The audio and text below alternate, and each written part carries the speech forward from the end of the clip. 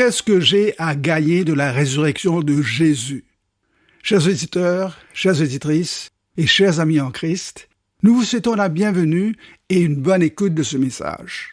Nous venons de célébrer la résurrection de Jésus il y a à peine 2 semaines.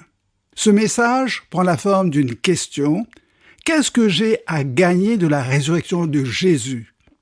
Nous allons donc mettre du temps pour répondre à cette question. Chers amis, si Dieu vous disait qu'il allait vous créer et qu'il vous enverrait vivre sur la terre, comment voudriez-vous qu'il vous façonne? Quel type de personne voudriez-vous être?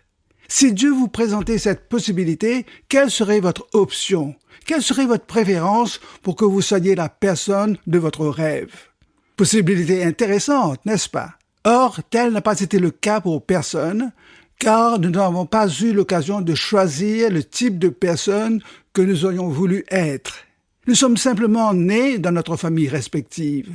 Par ailleurs, nous avons tous connu un parcours différent. Certaines expériences de notre vie ont été heureuses, d'autres très sombres. Maintenant, je vous présente une seconde possibilité.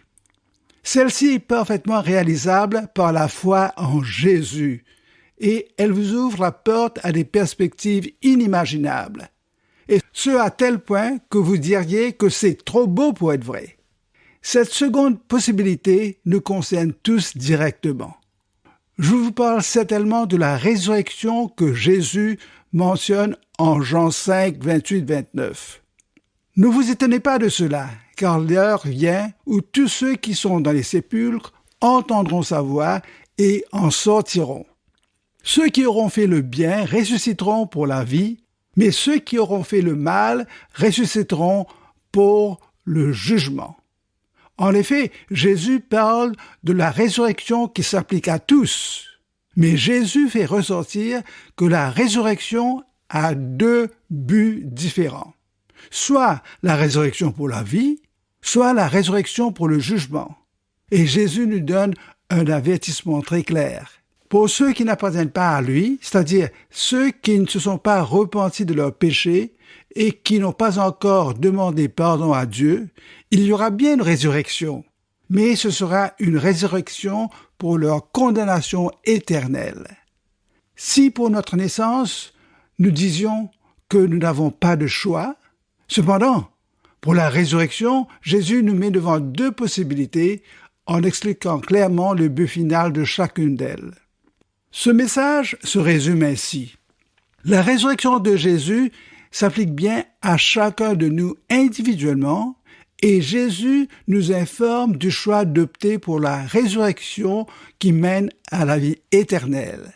Car sans Jésus, notre vie présente sur cette terre est la meilleure que nous pourrions connaître. Mais si au moment de la mort, nous sommes toujours sans Jésus, ce qui nous attend sera pire que tout ce que nous pourrions imaginer. Chers amis, je vous supplie de choisir de croire et de vous confier en Jésus sans tarder. Qu'est-ce que j'ai à gagner de la résurrection de Jésus? La réponse est tout. Tout et tout. La résurrection de Jésus est notre seule espérance de délivrance du péché afin de vivre pour une éternité dans la présence de Dieu. La résurrection de Jésus s'applique personnellement à chacun de nous. La vie terrestre après notre naissance comprend la croissance physique, une bonne santé, des maladies, la vieillesse, enfin la mort, et la mort à laquelle personne n'y échappe. Pour bien comprendre le plan de Dieu, nous allons nous attarder sur quelques versets du chapitre 15 de la première épître aux Corinthiens, pour mieux saisir la révélation en ce qui concerne les implications de la résurrection que Jésus veut pour notre bonheur éternel. Chers amis, puisque vous avez connu la vie et que vous avez fait l'expérience de vos choix personnels, y aurait-il certaines tranches de votre vie que vous voudriez refaire, que vous voudriez effacer, recommencer? Réfléchissez-y. Quelles sont ces pensées dont vous n'êtes pas fiers? Quelles sont ces paroles que vous n'auriez pas dû laisser échapper de votre bouche? Qu'est-ce que vous regrettez toujours? Quelles sont ces actions dont vous rougissez toujours? Quelles sont ces tâches morales que vous souhaitez effacer de votre conscience? Voici l'Évangile. Au chapitre 15 de cette première épître aux Corinthiens, l'apôtre Paul nous explique l'Évangile et il nous dit combien la vie, la mort et la résurrection de Jésus selon les Écritures est bénéfique si nous recevons Jésus dans notre cœur et si nous persévérons fidèlement dans notre confiance en lui. Nous voyons combien nous avons à gagner de la résurrection de Jésus. Sauf si, par orgueil ou par ignorance, vous êtes persuadé de votre propre perfection, de vos vertus, de vos croyances et traditions religieuses personnelles dans lesquelles vous avez placé votre confiance, ce message ne vous touchera pas. Le mot évangile signifie bonne nouvelle. Chers amis, si Jésus n'était pas ressuscité, il n'y aurait pas de bonne nouvelle. L'évangile est le message du salut par la foi en Jésus-Christ. C'est la meilleure, c'est la plus grande nouvelle qui soit, parce que nous pouvons être sauvés de la punition et du jugement que nous méritons à cause de nos péchés. Mais à cause du sacrifice de Jésus et de sa mort à notre place, nous pouvons tous non seulement être épargnés du jugement éternel, mais nous pouvons recevoir le pardon inconditionnel de Dieu ainsi que l'acceptation par la grâce dans la famille de Dieu. Le message de l'Évangile doit d'abord être cru, doit être reçu et retenu. L'Évangile nous dit des choses qui se sont produites, des événements réels et historiques. L'Évangile n'est pas une question d'opinion religieuse, ni de mythes ou de contes, de faits. Il s'agit d'événements historiques réels. La foi en Jésus n'est pas fondée sur des opinions, mais sur des faits. Jésus est ressuscité le 3e jour selon les Écritures. La résurrection de Jésus est unique.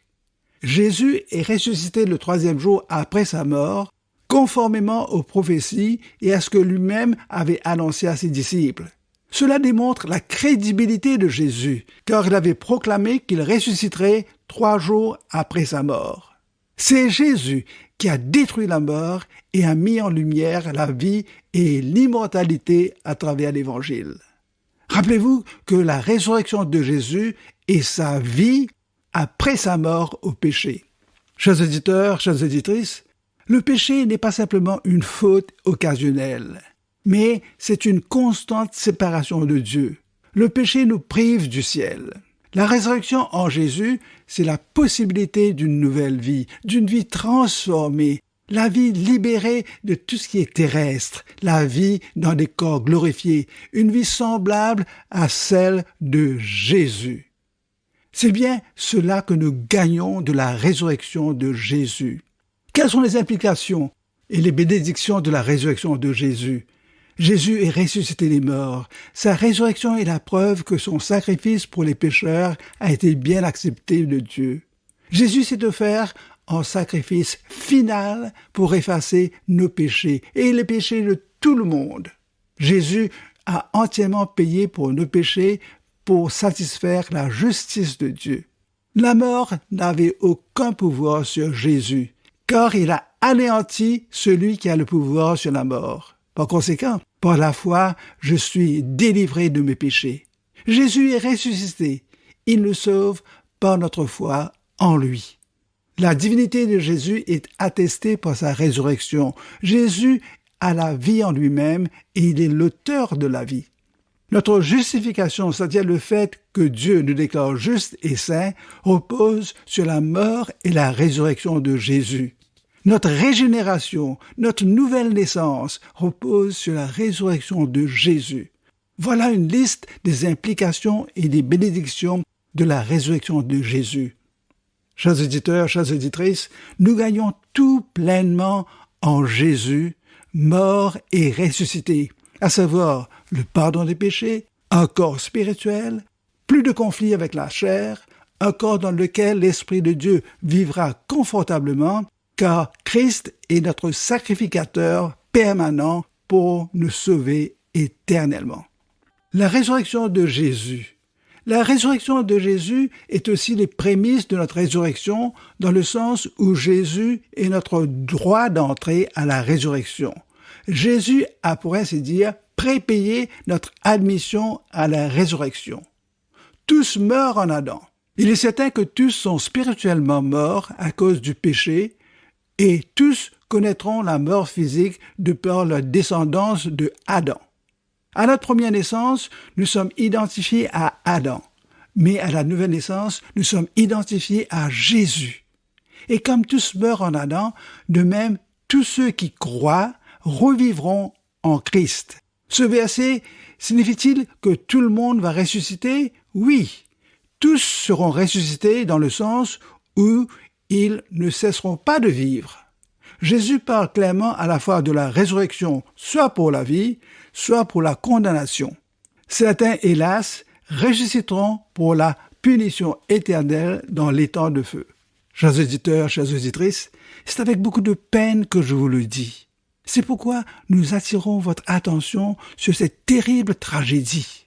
Ressusciter, oui, mais pas pour passer l'éternité en enfer. D'où l'urgence de mettre notre confiance sans tarder en Jésus. Nous voulons ressusciter pour la résurrection à la vie éternelle, pour jouir de la présence de Dieu. La distinction de la résurrection en Jésus ne signifie pas seulement revivre, c'est vivre dans un nouveau corps parfaitement adapté à la vie dans l'éternité. Jésus est le premier ressuscité dans la gloire. Qu'est-ce que j'ai à gagner de la résurrection de Jésus? La réponse est tout, tout et tout. Il est important de comprendre à quoi ressembleront nos corps de résurrection. Ainsi, Paul utilise des contrastes pour nous aider. Il nous donne 4 contrastes entre notre corps humain, de chair, et notre futur corps de résurrection. Sur tous les plans, nous avons tout à gagner, car le corps de la résurrection est plus que désirable. Premièrement, il y a l'incorruptibilité de la corruption. Et cette incorruptibilité triomphe de la corruption humaine terrestre. Il y a la gloire de la résurrection qui triomphe du mépris et du déshonneur. Et il y a la force de la résurrection qui triomphe de l'infirmité, des faiblesses et des imperfections humaines. Ressuscité dans l'incorruptibilité, ressuscité dans la gloire, ressuscité dans la puissance. Notre corps de résurrection avec Jésus sera glorieux. Il n'y a rien de plus triste, de plus décourageant qu'un cadavre. Mais il n'en sera pas ainsi à la résurrection. Les défauts et déformités céderont la place au glorieux. Et le corps céleste que nous allons hériter, du premier homme, Adam, nous avons hérité d'un corps formé de poussière. Mais l'homme parfait, Jésus, nous donnera un corps, un autre type de corps, un corps spirituel, c'est-à-dire un corps capable de contenir la vie de la résurrection. Chers auditeurs, oserez-vous négliger une telle promesse? Nous avons tous porté l'image du premier Adam de par notre première naissance. Mais ceux qui ont mis leur confiance en Jésus porteront l'image du Christ ressuscité.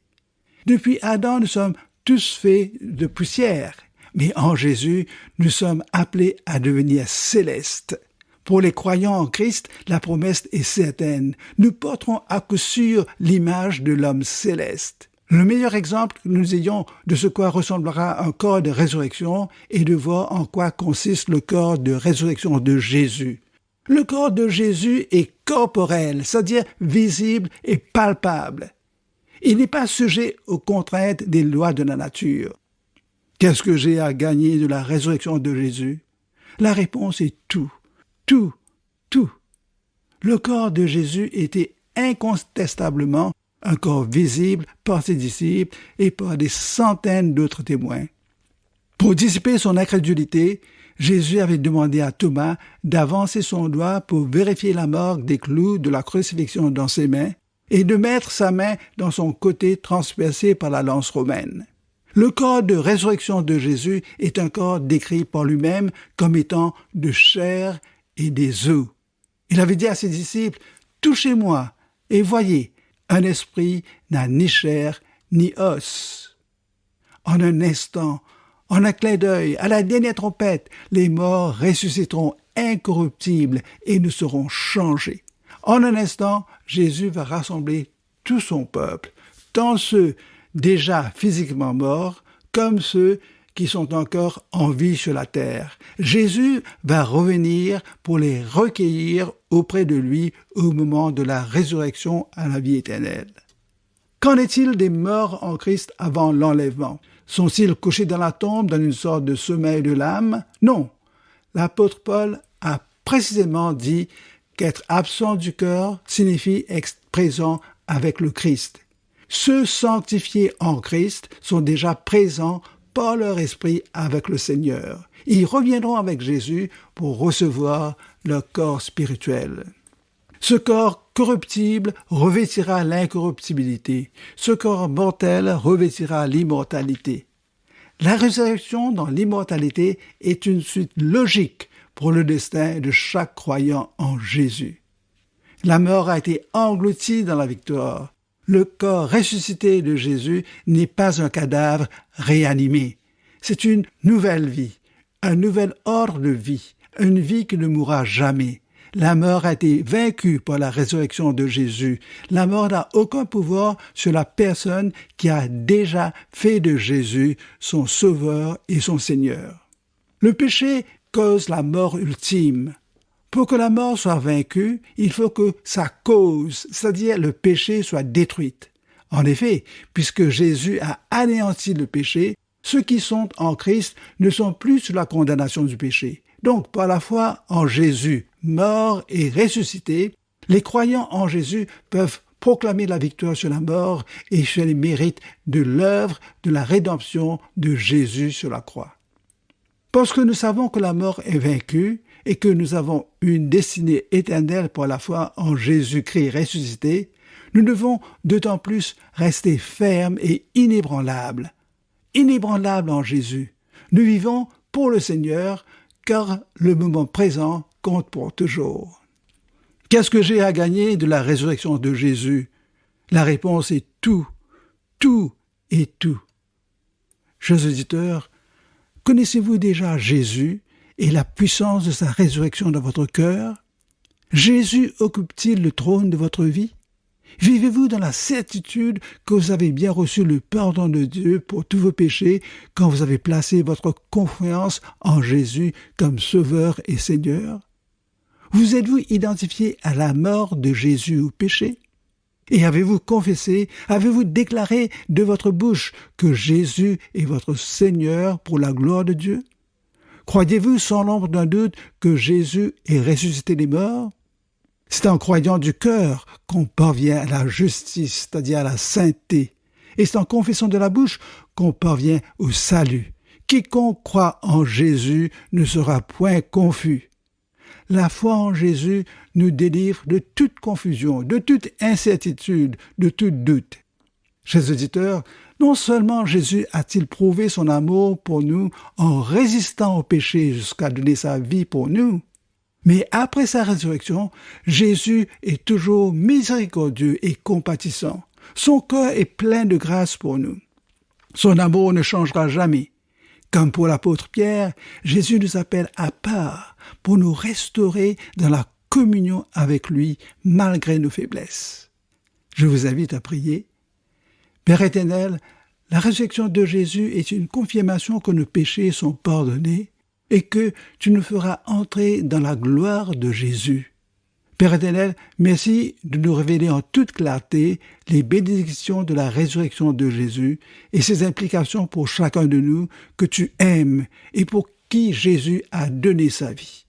À Jésus soit la puissance, la richesse, la sagesse, la force, l'honneur, la gloire et la louange au siècle des siècles. Amen. Faisons monter nos actions de grâce vers Dieu, parce que par la foi à la mort de Jésus, nos péchés sont pardonnés et nous sommes réconciliés avec Dieu pour la vie éternelle. Par la foi en la résurrection de Jésus, Jésus va nous ressusciter pour nous donner un corps incorruptible comme le sien, un corps délivré de tout ce qui est terrestre. Que le Saint-Esprit vous sanctifie par la parole de la vérité. Demeurons sous la protection du sang de Jésus, notre Sauveur et Seigneur. Chers amis, merci de votre attention. À bientôt.